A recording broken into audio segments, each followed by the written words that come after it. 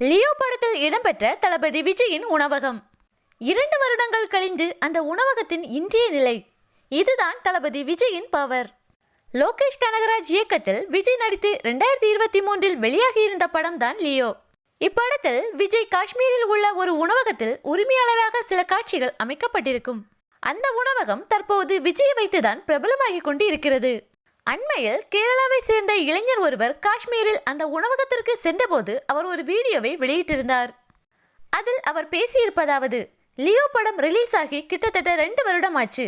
இருந்தாலும் இந்த இடத்தில் அந்த நடிகரோட ஹைப் இன்னும் குறையல. அவர்தான் தளபதி விஜய். அவரை வச்சுதான் இங்க பிசினஸே நடக்குது. எப்போ பார்த்தாலும் இங்க ஹவுஸ்ஃபுல்லா ஆட்கள் வந்துட்டே தான் இருப்பாங்க.